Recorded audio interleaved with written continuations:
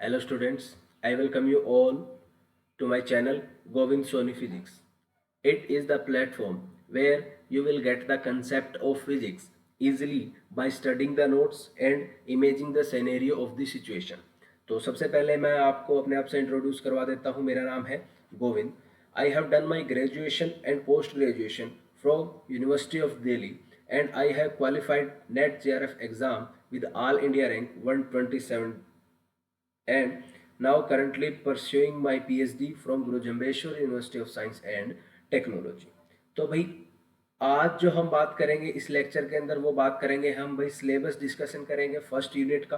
ठीक है, Shri Ram college 17 RB Raisi नगर के बिहाफ पर जो मैं आपको सिलेबस करवा रहा हूँ. That college is affiliated to NCTE and MGSU Bikaner. तो सिलेबस जो रहेगा वो महाराजा गंगा सिंह यूनिवर्सिटी का सिलेबस है.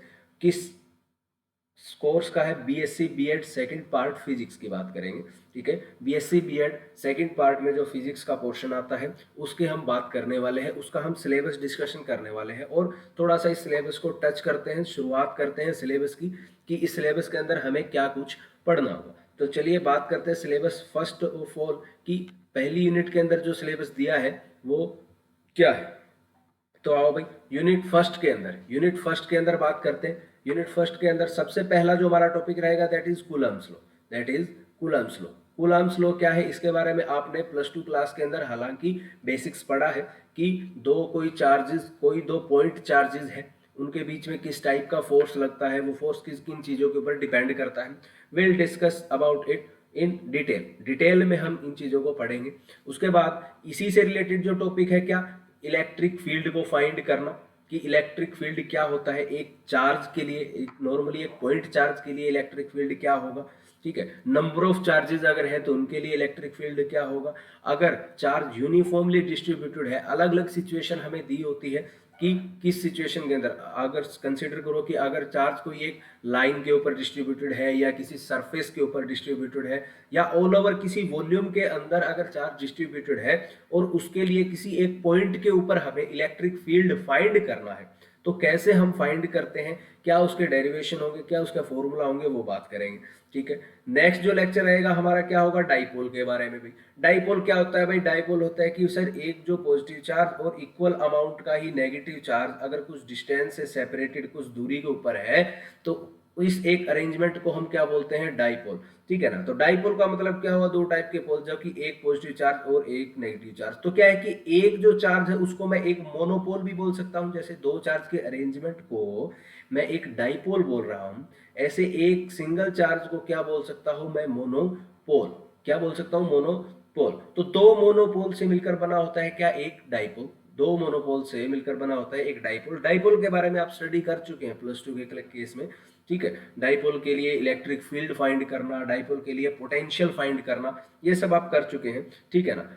यहाँ पर जो एक नई चीज आएगी ग्रेजुएशन लेवल पर, क्या, क्वाड्रपोल के लिए भी हमें इलेक्ट्रिक फील्ड फाइंड करना होगा. क्वाड्रपोल क्या होते हैं भाई, क्वाड्रपोल जैसे डाइपोल क्या है कि दो मोनोपोल से मिलकर एक डाइपोल बना हुआ है, ऐसे ही दो डाइपोल से मिलकर एक क्वाड्रपोल बना, दो डाइपोल से मिलकर एक क्वाड्रपोल बना होता है. ये जो स्ट्रक्चर है इसको बोलते हैं हम linear quadrupole. That is called linear क्वाड्रपोल.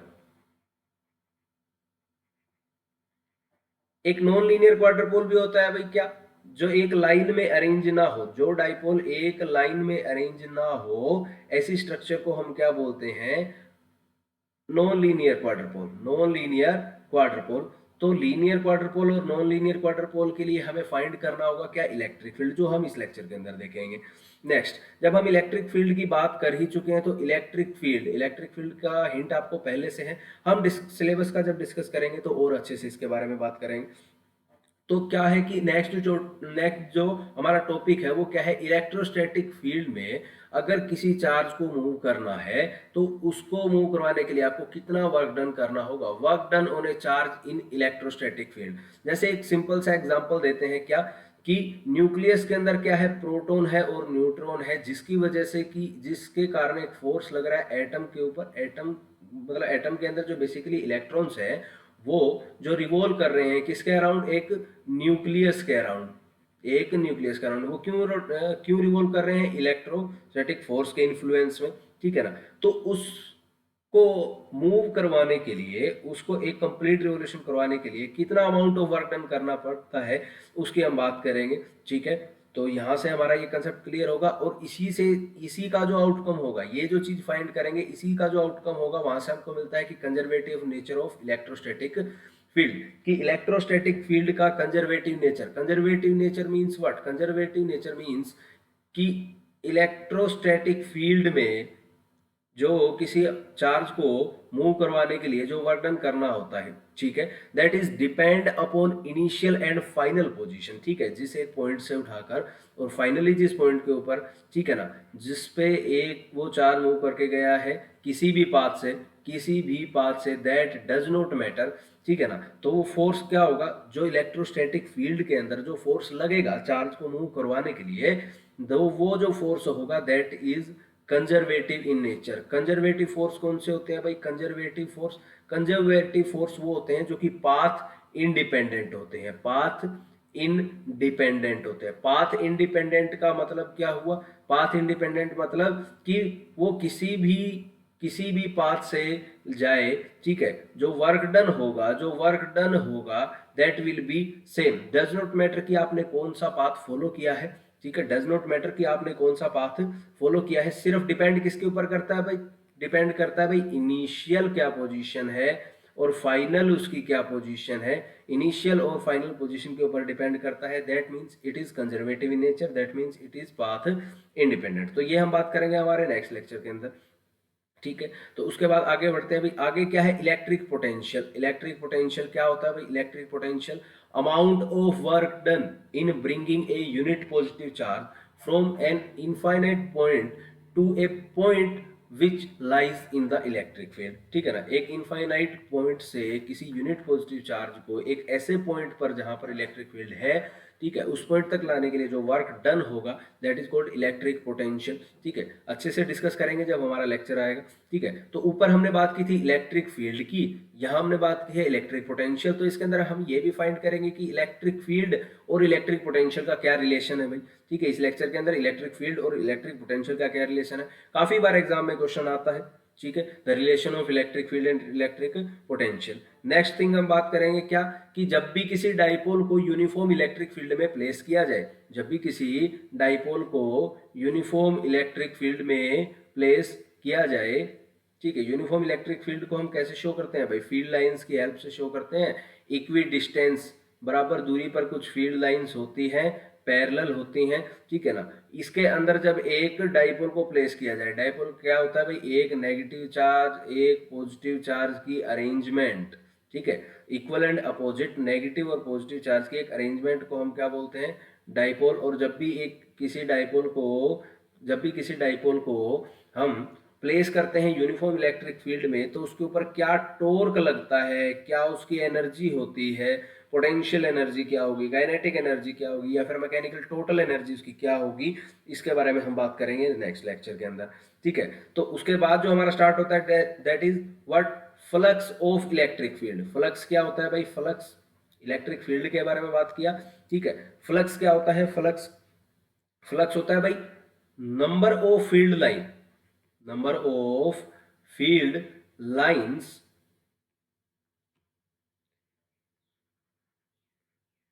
passing through any area, which is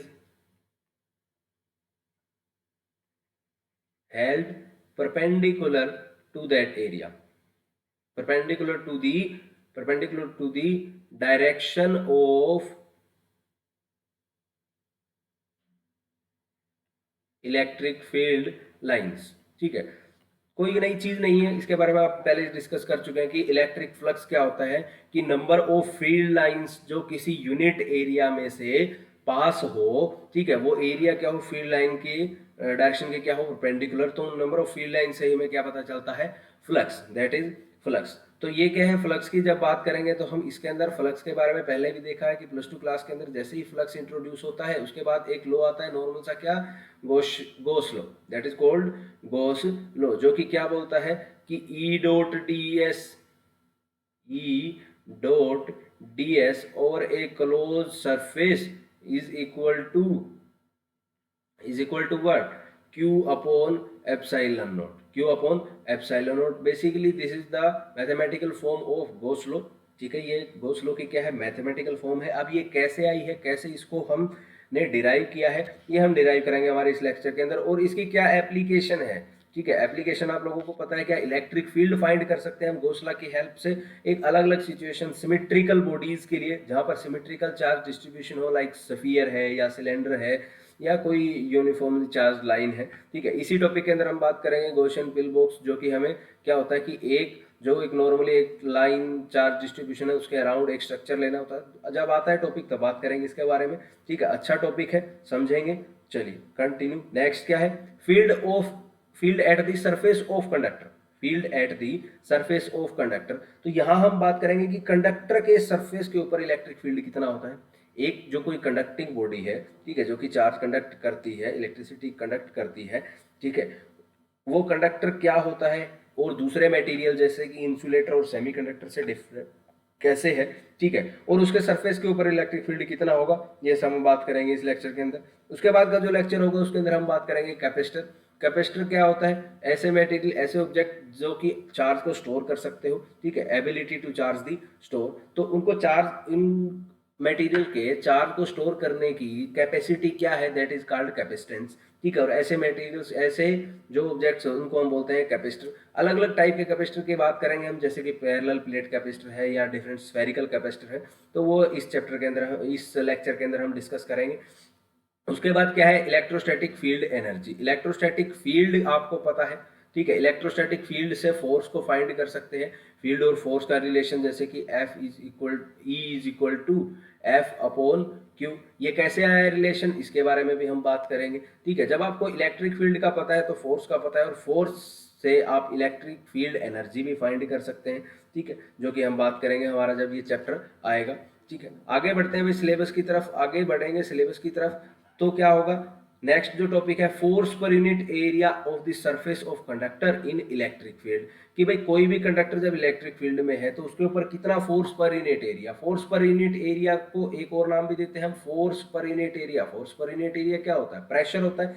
तो यहाँ जो इलेक्ट्रिक फील्ड के कारण हम जो प्रेशर फाइंड करते हैं इसको हम इलेक्ट्रिक प्रेशर भी बोलते हैं। भाई इलेक्ट्रिक प्रेशर बहुत बार एग्जाम में क्वेश्चन आता है, इंपॉर्टेंट टॉपिक है, अच्छे से इसको पढ़ेंगे। ठीक है, उसके बाद जो फाइनल जो टॉपिक रहेगा हमारा सिलेबस का वो क्या होगा, conducting sphere in uniform electric field and point charge in front of ground infinite conductor. ठीक है, तो ये जो था हमारा क्या है आज का जो सिलेबस डिस्कशन है।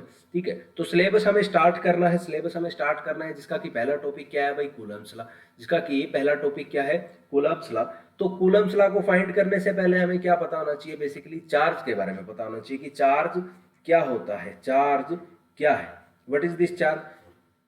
आप लोगों ने शुरू से इस चीज की पढ़ाई करते हैं कि चार्ज क्या है इलेक्ट्रोस्टैटिक का, फर्स्ट ऑफ ऑल। अच्छा, ये जो यूनिट वन है, ये जो यूनिट वन है सारी की सारी चार्ज बेस्ड है। ठीक है, और इसके अंदर जो भी डिस्कशन होगा, जो भी डिस्कशन होगा चार्ज के बारे में, ठीक है, वो जो चार्ज होगा that will B at rest. ठीक है, जब भी चार्ज रेस्ट पर है तो उसकी प्रॉपर्टीज है, उसके ये सारे इफेक्ट है जिनके बारे में हम डिस्कशन करना। ठीक है ना, तो चार्ज एट रेस्ट, तो इस यूनिट का जो नाम बनता है बेसिकली क्या हुआ, इलेक्ट्रोस्टैटिक। क्या हुआ, electrostatics. Electrostatic means electro is related to what, electro is related to charge, electro charge से रिलेटेड है। और स्टैटिक्स, स्टैटिक्स किस चीज से, स्टैटिक का मतलब क्या होता है, एट रेस्ट, जब भी चार्ज रेस्ट पर होगा तो उसकी क्या प्रॉपर्टी होगी, क्या उसके इफेक्ट्स होंगे, ये सब चीजें हम डिस्कस करने वाले हैं। तो इस यूनिट का जो नाम है दैट इज इलेक्ट्रोस्टैटिक। तो हम स्टार्ट कर देते हैं भाई आज का टॉपिक क्या, चार्ज से ही पहले चार्ज को अच्छे से समझ लेते हैं। चार्ज क्या है अच्छे से समझते हैं भाई, आओ चलिए चार्ज के बारे में बात करते हैं, चार्ज के बारे में शुरुआत करते हैं।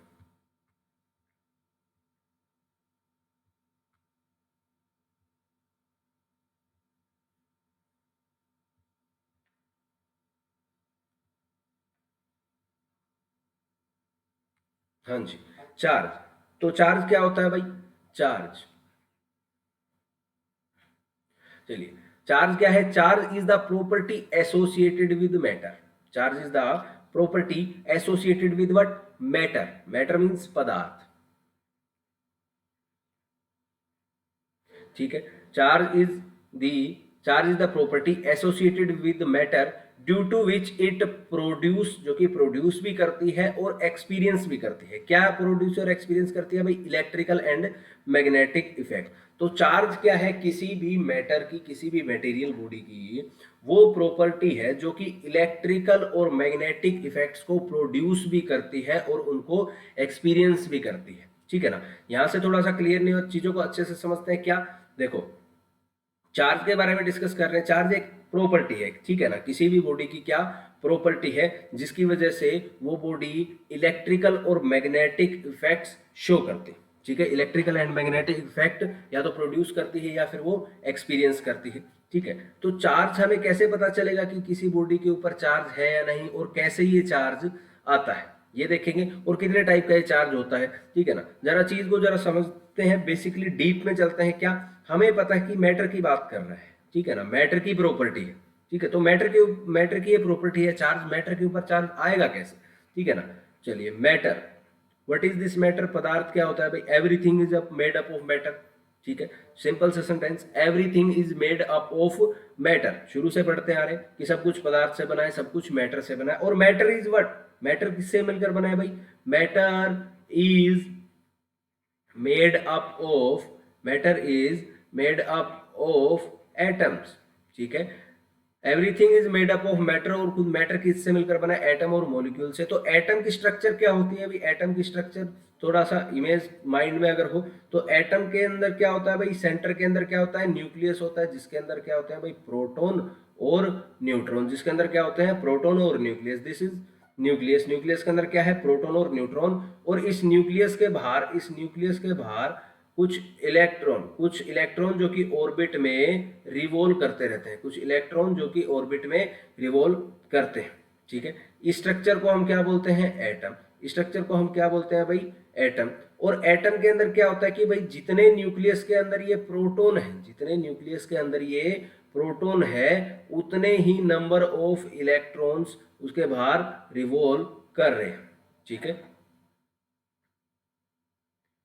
जितने न्यूक्लियस के अंदर प्रोटॉन है उतने ही नंबर ऑफ इलेक्ट्रॉन उसके बाहर रिवॉल्व कर रहे हैं। अब प्रोटॉन के ऊपर क्या होता है भाई? प्रोटॉन के ऊपर होता है जी पॉजिटिव चार्ज। और इलेक्ट्रॉन के ऊपर क्या होता है भाई? इलेक्ट्रॉन के ऊपर होता है जी नेगेटिव चार्ज।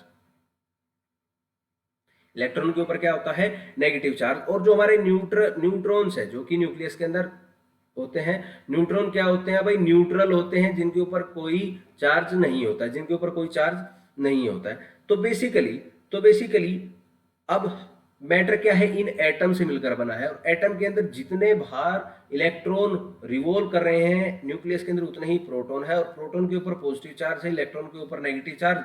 और प्रोटॉन का जो चार्ज है, इलेक्ट्रॉन का भी उतना ही चार्ज है, बस डिफरेंस क्या है? प्रोटॉन का जो चार्ज है वो पॉजिटिव चार्ज है, और इलेक्ट्रॉन का जो चार्ज है वो नेगेटिव चार्ज। ठीक है, सिचुएशन को समझो। न्यूक्लियस के अंदर क्या है?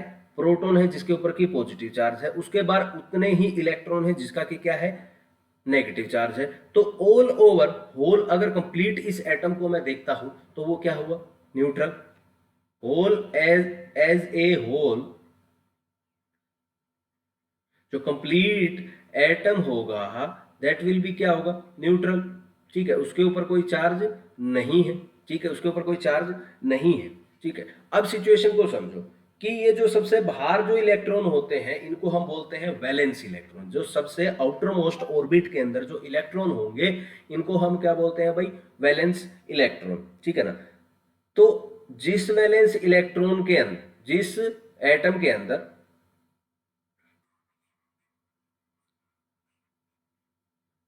जिस एटम के अंदर जो ये वैलेंस इलेक्ट्रॉन है जो कि आउटर मोस्ट ऑर्बिट के अंदर है, अगर ये लूजली बाउंड है,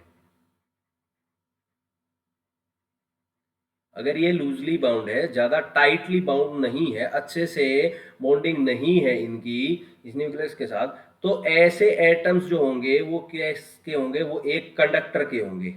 ठीक है, वो किसी कंडक्टिंग मटेरियल के एटम होंगे जो जिसके की इलेक्ट्रॉन क्या होंगे, लूजली बाउंड, और जिसके की टाइटली बाउंड होंगे ऐसे एटम जिसके अंदर ये वैलेंस इलेक्ट्रॉन टाइटली बाउंड होंगे, वो क्या होंगे, वो किसी न किसी इंसुलेटर के होंगे, वो किसी न किसी इंसुलेटिंग मटेरियल के इलेक्ट्रॉन्स होंगे। ठीक है, तो अभी क्या है, कंप्लीट क्या है, ये कंप्लीट एटम क्या है, न्यूट्रल है, कंप्लीट एटम न्यूट्रल है,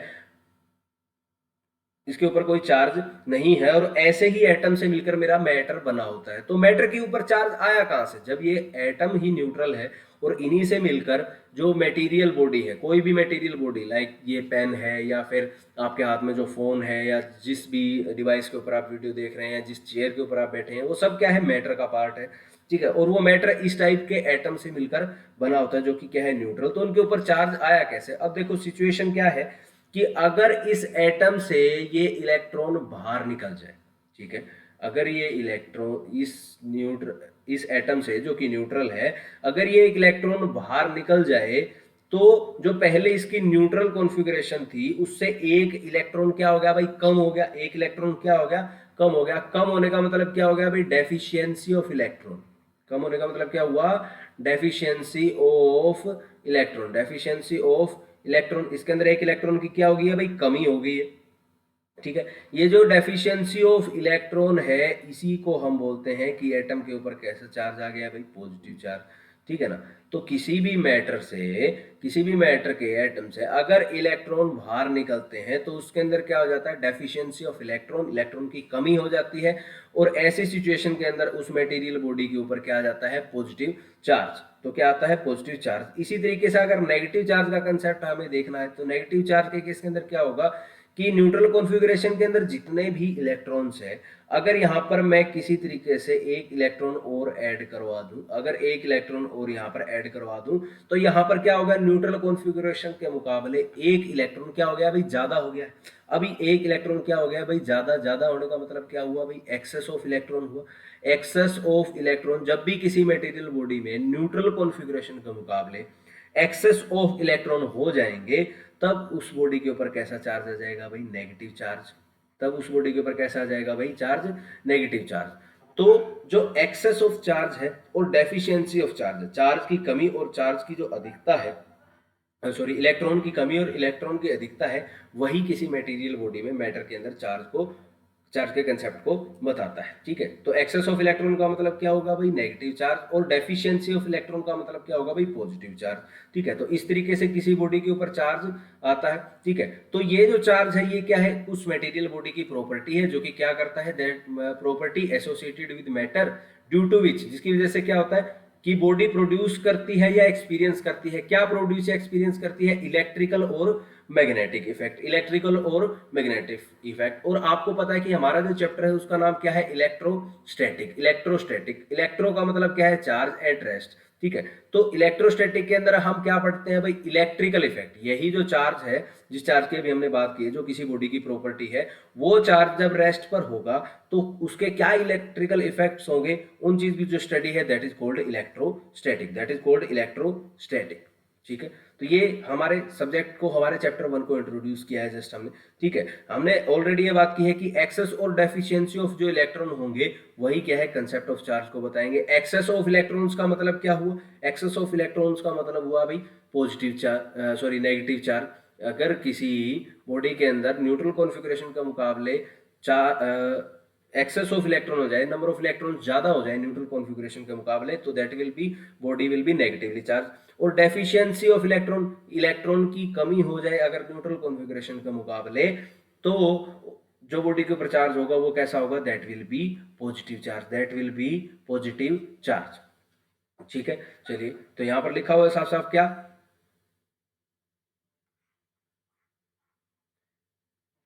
what, a negatively charge body means it has gain excess of electron. ठीक है, नेगेटिवली चार्ज बॉडी का मतलब क्या है, इसने गेन कर लिए हैं कुछ एक्सेस ऑफ इलेक्ट्रॉन को ओवर इट्स न्यूट्रल कॉन्फ़िगरेशन। और पॉजिटिवली चार्ज बॉडी का मतलब क्या है कि it has loses some of electron from its neutral configuration. ठीक है, पॉजिटिव चार्ज बॉडी का मतलब क्या है कि इसने कुछ इलेक्ट्रॉन को हो दिया है, ठीक है, न्यूट्रल कॉन्फ़िगरेशन के मुकाबले। ठीक है, तो ये तो था कंसेप्ट पॉजिटिव और नेगेटिव चार्ज का। अभी हम इन चार्ज की प्रॉपर्टी पढ़ लेते हैं ताकि हमें कूलम्स लॉ करने में थोड़ा मजा आए, उस चीज को अच्छे से समझ सके। ठीक है, आप चलिए बात करते हैं प्रॉपर्टीज ऑफ चार्ज के बारे में।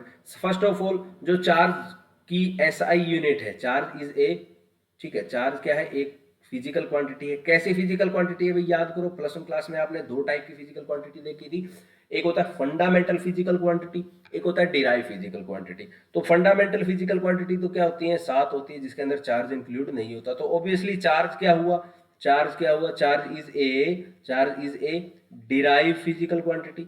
ठीक है, charge is a derived physical quantity. और सिंपल सा रिलेशन है कि current is equal to charge per unit time. ठीक है, तो यहां से आपको पता है क्या, करंट की एसआई यूनिट क्या होती है, करंट की एसआई यूनिट होती है भाई ampere Q upon T. Time की एसआई यूनिट क्या होती है भाई, सेकंड होती है। तो क्यू की एसआई यूनिट क्या हुई भाई, ampere into second, ampere into second. और इस एम्पियर इंटू सेकेंड को ही हम एक नाम देते हैं जिसको हम क्या बोलते हैं, कूलम। इसको हम क्या बोलते हैं भाई, coulomb, that is called as coulomb. तो जो चार्ज की प्रॉपर्टी, सॉरी, जो चार्ज की एसआई यूनिट है वो क्या होती है भाई, कूलम होती है। और सीजीएस यूनिट के अंदर जो चार्ज की यूनिट होती है दैट इज ईएसयू, इलेक्ट्रोस्टैटिक यूनिट बोलते हैं सीजीएस के अंदर। और सिंपल सा रिलेशन है एसआई यूनिट का और सीजीएस यूनिट का, क्या, 1 coulomb is equal to 3 into 10⁻⁹ ESU, that is 9। जो आपको क्लियर अगर नहीं दिखाई दे रहे तो मैं बता दूं, ये है 9। ठीक है, 3 × 10⁻⁹ electrostatic unit of charge. 1 coulomb is equal to 3 into 10⁻⁹ ठीक है, तो ऐसा यूनिट चार्ज की क्या है, कूलम है। सीजीएस यूनिट क्या है, ईएसयू। और 1 coulomb is equal to 3 × 10⁹ ESU. ठीक है, चलिए अभी आगे बढ़ते हैं। Charge is a scalar quantity. Charge is a scalar quantity. क्या होती है स्केलर क्वांटिटी, वो क्वांटिटी जिसके अंदर सिर्फ मैग्नीट्यूड हो, जिसके अंदर कोई डायरेक्शन का पंगा नहीं होता। ठीक है ना, जिसका सिर्फ मैग्नीट्यूड हो, ऐसी क्वांटिटी को हम क्या बोलते हैं, स्केलर क्वांटिटी बोलते हैं। तो चार्ज क्या है, हमारी स्केलर क्वांटिटी है। और दो टाइप की होती है, जैसा कि हमें पता है, चार्ज पॉजिटिव भी होता है और नेगेटिव भी होता है। ठीक है, चार्ज पॉजिटिव भी होता है और नेगेटिव, और एक स्केलर क्वांटिटी है। तो जब भी चार्ज ऐड होंगे तो एल्जेब्रिकली ऐड होते हैं। एल्जेब्रिकली ऐड होने का मतलब क्या है, एल्जेब्रिकली ऐड होने का मतलब क्या है कि ये पॉजिटिव और नेगेटिव का इफेक्ट पड़ता है। पॉजिटिव नेगेटिव का मतलब, अगर कोई आपके पास 8 कूलम चार्ज है और दूसरा -3 कूलम चार्ज है, तो इन दोनों का अगर आप ऐड करोगे तो देखो, चार्ज ये भी है, चार्ज ये भी है, टोटल तो क्या लग रहा है, 11 कूलम। नहीं, जो टोटल होगा that will B 5 coulomb charge. ठीक है ना, ये सिंबल का कुछ इफेक्ट है, दैट इज एल्जेब्रिकली उनको हम ऐड करेंगे। ठीक है, एल्जेब्रिकली होगा तभी तो वो एक्सेस और डेफिशिएंसी ऑफ इलेक्ट्रॉन दिखाएगा ना भाई, तभी तो डेफिशिएंसी। देखो, -3 कूलम में से अगर 8 कूलम मेरे को सब्ट्रैक्ट करना हो तो बचता कितना है, -3 कूलम में से 8 अगर सब्ट्रैक्ट कर दूं तो 11, -11 कूलम। -11 कूलम का मतलब क्या है, -11 coulomb. What does that mean, इसका मतलब ये हुआ कि जो बॉडी के ऊपर चार्ज है वो कैसा है, नेगेटिव चार्ज या पॉजिटिव चार्ज, नेगेटिव चार्ज। ठीक है, नेगेटिव यहाँ से दिखाई तो दे रहा है। और नेगेटिव चार्ज का मतलब क्या है कि बॉडी ने कुछ इलेक्ट्रॉन को गेन किया है या उसने कुछ लूज किया है। नेगेटिव चार्ज का मतलब क्या होता है कि बॉडी के अंदर एक्सेस ऑफ इलेक्ट्रॉन हो गए हैं, मतलब बॉडी ने कुछ इलेक्ट्रॉन्स को गेन कर लिया है। तो चार्ज क्या है भाई, एक स्केलर क्वांटिटी है। ठीक है ना, और इनको जब भी हमें चार्ज को ऐड करना होगा तो एल्जेब्रिकली इनको ऐड करते हैं। ठीक है, नेक्स्ट अगली प्रॉपर्टी की तरफ बढ़ते हैं भाई। नेक्स्ट प्रॉपर्टी क्या है,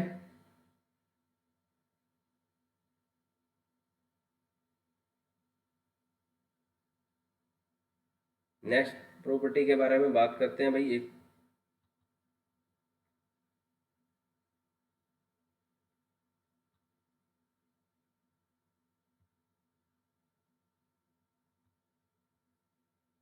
ठीक है भाई, थर्ड वन, थर्ड प्रॉपर्टी क्या है भाई, charge is transferable. Charge is transferable मतलब चार्ज को ट्रांसफर किया जा सकता है, चार्ज को ट्रांसफर किया जा सकता है। कैसे, कि जैसे ही आप कंसिडर करो कि एक आपके पास सिल्क, ठीक है, ये बहुत ही बेसिक सा एग्जांपल है। ठीक है, सिल्क का कोई कपड़ा है, ठीक है, सिल्क क्लॉथ है, जिसके के ऊपर आप ग्लास रोड जब भी रब करते हैं, जब भी आप ग्लास रोड उसके ऊपर रब करते हैं तो क्या क्या होता है कि ग्लास के ऊपर क्या आ जाता है भाई, ग्लास के ऊपर एक ग्लास के ऊपर क्या आ जाता है भाई, ग्लास के ऊपर आ जाता है नेगेटिव चार्ज। ठीक है ना, जितना नेगेटिव चार्ज ग्लास के ऊपर आया है, जितना नेगेटिव चार्ज ग्लास के ऊपर आया है उतना ही पॉजिटिव चार्ज इस सिल्क के ऊपर आता है, उतना ही पॉजिटिव चार्ज इस सिल्क के ऊपर आता है, ठीक है ना। तो देखो जरा सा समझो, मतलब क्या हुआ कि ग्लास के ऊपर नेगेटिव चार्ज, ग्लास के ऊपर नेगेटिव चार्ज क्यों आएगा? कंसीडर करो कि ग्लास के ऊपर नेगेटिव चार्ज आने का मतलब क्या है? ग्लास ग्लास के ऊपर नेगेटिव चार्ज आने का मतलब ये कि इसके ऊपर एक्सेस ऑफ इलेक्ट्रॉन आ गए, ठीक है। पहले जो भी नंबर ऑफ, जो भी इसकी कॉन्फ़िगरेशन थी न्यूट्रल, उससे ज्यादा कुछ इलेक्ट्रॉन हो गए हैं, बट वो इलेक्ट्रॉन आए कहाँ से है? यहाँ से, ठीक है। अगर यहाँ पर 10 इलेक्ट्रॉन कंसिडर करो, मान लेते हैं कि 10 इलेक्ट्रॉन अगर आ गए हैं, ठीक है, और एक इलेक्ट्रॉन का चार्ज कितना होता है? 1.6 इंटू 10⁻⁻⁹ कूलम। तो 10 इलेक्ट्रॉन जब आ गए हैं तो 10 गुना में 1.6 इंटू 10⁻⁻⁹ कूलम, इतना चार्ज किसी ग्लास के ऊपर, ग्लास रोड के ऊपर नेगेटिव चार्ज ये आ गया है, ठीक है। तो ये 10 इलेक्ट्रॉन आए कहां से? भाई इस सिल्क से, ठीक है। जब इसको इसके ऊपर रब किया तभी आए हैं, ठीक है ना। तो यहां से क्या है, मतलब 10 इलेक्ट्रॉन की कमी हो गई, यहां से उठ के ये गए इलेक्ट्रॉन, 10 इलेक्ट्रॉन की कमी हो गई है, ठीक है। तो एक इलेक्ट्रॉन का चार्ज 1.6 इंटू 10⁻⁻⁹ कूलम। तो अगेन वही सिचुएशन, ये जो चार्ज है सिल्क के ऊपर कैसा चार्ज आ गया? भाई पॉजिटिव चार्ज, क्योंकि यहाँ से इलेक्ट्रॉन कुछ चले गए, यहाँ से जो इलेक्ट्रॉन की क्या होगी? कमी हो गई। कितने इलेक्ट्रॉन गए हैं? 10 इलेक्ट्रॉन। तो 10 इलेक्ट्रॉन का चार्ज इसके ऊपर आ गया, that will B positive charge. इसके ऊपर जो होगा क्या होगा? वो नेगेटिव चार्ज। तो चार्ज क्या है? Basically transferable. Next thing, charge is always associated with mass, ठीक है। चार्ज जो हमेशा होता है वो मास से एसोसिएटेड होता है, ठीक है। कैसे मास से एसोसिएटेड होता है? ठीक है, जब देखो चार्ज हमेशा मास से एसोसिएटेड होगा, मास जरूरी नहीं कि चार्ज से एसोसिएटेड होगा, क्योंकि जब भी चार्ज ट्रांसफर होगा तो क्या होगा कि इलेक्ट्रॉन ट्रांसफर होंगे, ठीक है ना। जहां से इलेक्ट्रॉन गए हैं वहां पर क्या हो गया? वहां पर आ जाएगा भाई पॉजिटिव चार्ज, और जहां पर इलेक्ट्रॉन आए हैं वहां पर क्या आ गया भाई? नेगेटिव चार्ज, ठीक है ना। तो इलेक्ट्रॉन, इलेक्ट्रॉन क्या होता है? इलेक्ट्रॉन का कुछ मास होता है या नहीं होता? इलेक्ट्रॉन का मास होता है भाई कितना? 9.1 इंटू 10⁻31 kg समथिंग, ठीक है। हालांकि बहुत ही कम है, ठीक है, लेकिन मास है। तो यहां से इलेक्ट्रॉन उठ के जब यहां जाएंगे, यहां से इलेक्ट्रॉन जब उठ के यहां जाएंगे, तो यहां पर क्या होगा? यहाँ जितने 10 इलेक्ट्रॉन अगर उठ के गए हैं तो 10 इलेक्ट्रॉन का जितना मास है उतना मास यहाँ पर कम हो गया, और यहाँ पर जब इलेक्ट्रॉन आ गए हैं तो अगर 10 इलेक्ट्रॉन आए हैं तो 10 इलेक्ट्रॉन का जितना मास है तो इतना यहाँ पर बढ़ गया। तो जब भी चार्ज ट्रांसफर होगा तो मास का भी ट्रांसफर होगा, ठीक है। तो चार्ज क्या होता है? हमेशा मास के साथ एसोसिएटेड होता है, पर जरूरी नहीं कि मास चार्ज से एसोसिएटेड हो, जैसे कि न्यूट्रॉन, जैसे कि न्यूट्रॉन। न्यूट्रॉन क्या होते हैं? ऐसे पार्टिकल होते हैं जिनके ऊपर कोई चार्ज नहीं होता, जिनके ऊपर चार्ज नहीं होता लेकिन मास तो होता है। मास तो इलेक्ट्रॉन और प्रोटॉन से भी ज्यादा है न्यूट्रॉन के पास। तो charge is always associated with mass, but it does not mean that mass is always associated with charge, ठीक है। Next thing, charge is quantized. Charge क्या होता है? हमेशा क्वांटाइज्ड होता है। क्वांटाइज्ड का मतलब क्या होता है? एक पैकेट की फॉर्म में होता है। जैसे कि जब भी ये कोई भी सिचुएशन हो चार्ज ट्रांसफर की, ठीक है, जिस बॉडी से इलेक्ट्रॉन उठ के जाएंगे उसके ऊपर आता है क्या? Positive charge. जिसके ऊपर आगे उसके ऊपर क्या है? Negative charge. ऐसी सिचुएशन, ठीक है ना। अब देखो कि चार्ज क्या होता है? हमेशा क्वांटाइज्ड होता है। क्वांटाइज्ड क्या होता है? किस फॉर्म में? Q equal to plus minus N E. E किस चीज को शो कर रहा है? एक सबसे स्मॉलेस्ट यूनिट ऑफ चार्ज होती है एक इलेक्ट्रॉन की, जिसकी वैल्यू कितनी है? 1.6 गुना 10⁻⁻⁹ कूलम, ठीक है ना। मिनिमम चार्ज होता है कितना? 1.6 इंटू 10⁻⁻⁹ कूलम, जो कि एक इलेक्ट्रॉन का चार्ज है, ठीक है। अगर 10 इलेक्ट्रॉन गए तो 10 गुना में 1.6 गुना 10⁻⁻⁹ कूलम, ठीक है। कैलकुलेट इसको कर सकते हैं, ठीक है ना। तो इसका चार्ज, ठीक है। तो चार्ज क्या है? क्वांटाइज्ड है। क्वांटाइज्ड क्या? Q equal to plus minus N e. N की वैल्यू कुछ भी हो सकती है, कोई भी इंटीजर, 1 2 3 4 5 0 100 1000 कुछ भी, ठीक है। ई की वैल्यू फिक्स है जो कि 1.6 इंटू 10⁻⁻⁹ तो चार्ज क्या रहेगा? हमेशा क्वांटाइज्ड रहेगा, ठीक है। एक छोटे छोटे पैकेट, स्मॉलेस्ट पैकेट कितना है? जितना एक इलेक्ट्रॉन के ऊपर चार्ज है, ठीक है। तो 2 इलेक्ट्रॉन को मिलकर एक बड़ा पैकेट बन गया, क्या? 2 इलेक्ट्रॉन का चार्ज। तो charge is always quantized. Next thing is charge follow the law of conservation. Charge follow the law of conservation. What does that mean? Charge can neither be created nor be destroyed, ठीक है ना। Charge क्या होता है? सिर्फ transfer किया जाता है एक बॉडी से दूसरी बॉडी पर, आप चार्ज को क्रिएट नहीं कर सकते, चार्ज को बना नहीं सकते, ठीक है। Next thing is charge is invariant. Invariant का मतलब चेंज ना होना, ठीक है। किस सिचुएशन में चेंज ना होना? जब भी कोई चार्ज बॉडी अगर हाई स्पीड से मूव करती है, ठीक है ना, जब भी कोई बॉडी तेज स्पीड से स्पीड ऑफ लाइट को अगर अप्रोच करे, ठीक है, उसके इक्वल तो नहीं जा सकती है, उसको अगर अप्रोच करे तो भी उसका चार्ज इनवेरिएंट रहेगा, चार्ज क्या रहेगा, सेम रहेगा, उसकी चार्ज के अंदर कोई इंक्रीज नहीं होगा। जबकि मास के केस के अंदर क्या होता है, मास इंक्रीज विद द स्पीड, ठीक है, जैसे ही बॉडी स्पीड ऑफ लाइट को अप्रोच करती है तो मास इंक्रीज होता है, but charge charge remains invariant, charge क्या रहता है, हमेशा सेम रहता है, ठीक है। Charge on a body does not change what ever be its speed. Next, eighth and very important point क्या है, through large number of experiments it is well establish that similar charges repel each other, ठीक है, while dissimilar charges attract each other, ठीक है ना। दो type के charge हमने देखे हैं क्या, एक तो positive charge, second one is negative charge, ठीक है ना। तो सिमिलर चार्ज का मतलब अगर दो पॉजिटिवली चार्ज बॉडी है या फिर दो नेगेटिवली चार्ज बॉडी है, सिमिलर, या तो पॉजिटिव पॉजिटिव या नेगेटिव नेगेटिव, जब भी दो सिमिलर चार्ज होंगे, दो सिमिलर चार्ज एक दूसरे को क्या करेंगे, रिपेल करेंगे, repel each other, similar charges एक दूसरे को रिपेल करेंगे। ये चार्ज इसके ऊपर फोर्स लगाएगा, इस तरफ इधर भाग जा भाई, ये इसके ऊपर लगाएगा भाई, तू इधर भाग जा, ठीक है, तो एक दूसरे को रिपेल करेंगे, ठीक है। Same situation for this, similar charge जब भी होंगे तो एक दूसरे को रिपेल करेंगे, एक दूसरे पर ऐसा फोर्स लगाएंगे कि वो एक दूसरे को दूर कर दे, ठीक है। जबकि डिसिमिलर चार्ज जब भी होगा, डिसिमिलर चार्ज का मतलब एक पॉजिटिव और एक नेगेटिव, डिसिमिलर चार्ज जब भी होगा तो वो एक दूसरे को अट्रैक्ट करेंगे, एक दूसरे को अट्रैक्ट करेंगे, ठीक है। तो similar charge repel each other, dissimilar charge attract each other. जो हमारा फर्स्ट टॉपिक है क्या, कूलम्ब्स लॉ, ठीक है, अभी हम सिर्फ बेसिक कर रहे हैं, कूलम्ब्स लॉ को समझने के लिए चार्ज का पता होना चाहिए।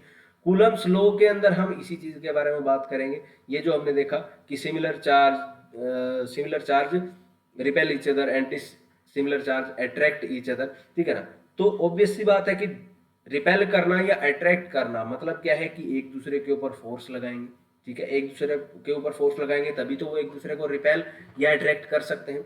वो जो एक दूसरे के ऊपर फोर्स लगाएंगे, उस फोर्स के मैग्नीट्यूड को फाइंड करना, उसके डायरेक्शन को फाइंड करना, वो काम किसने किया, कूलम्ब्स ने, ठीक है। इसी के बारे में बात करेंगे जब हमारा चैप्टर आएगा, तब देखते हैं नेक्स्ट लेक्चर के अंदर, ठीक है ना। Next point is accelerated charge radiates energy, accelerated charge radiates energy. जब भी कोई चार्ज मूव करता है, मोशन में हो, और उसका मोशन कैसा हो, एक्सेलरेटेड। एक्सेलरेटेड मोशन कब होता है, एक्सेलरेटेड या डी एक्सेलरेटेड की बात करो, जब भी उसकी वेलोसिटी इंक्रीज हो रही हो या उसकी वेलोसिटी डिक्रीज हो रही हो, जब भी वो यूनिफॉर्म वेलोसिटी के साथ मूव नहीं करे तो मोशन कैसा होगा, उसका एक्सेलरेटेड। और जो एक्सेलरेटेड चार्ज होते हैं वो क्या होते हैं, एनर्जी को रेडिएट करते हैं इलेक्ट्रोमैग्नेटिक वेव्स की फॉर्म में, इलेक्ट्रोमैग्नेटिक रेडिएशंस की फॉर्म में वो एनर्जी को रेडिएट करते हैं। एक्सेलरेटेड चार्ज, ठीक है, एक्सेलरेटेड चार्ज, अनएक्सेलरेटेड नहीं, ठीक है, जो कांस्टेंट वेलोसिटी के साथ कर रहे होंगे वो एनर्जी को रेडिएट नहीं करेंगे।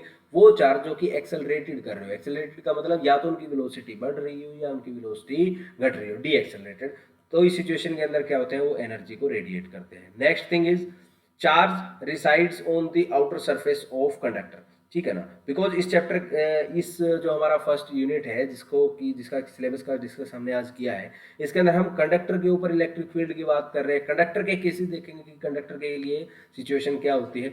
तो चार्ज का कंडक्टर के साथ क्या रिलेशन है कि चार्ज कंडक्टर के केस के अंदर हमेशा कहाँ रहता है, सरफेस के अंदर, सरफेस के अंदर नहीं, सरफेस के आउटर सरफेस, सबसे ऊपर की सतह के ऊपर चार्ज रहता है। Charge reside on the outer surface of the conductor. ऐसा क्यों होता है इसके बारे में भी हम एक्सप्लेन कर देंगे कि कंडक्टर के केस के अंदर सरफेस पर ही क्यों होता है, इनसाइड क्यों नहीं होता, देखेंगे जब हमारा टॉपिक आता है तब, ठीक है। नेक्स्ट एंड फाइनल थिंग क्या है, in case of conducting body, ठीक है, कंडक्टिंग बॉडी मतलब कंडक्टर की ही बात चल रही है, कंडक्टर की बात चल रही है।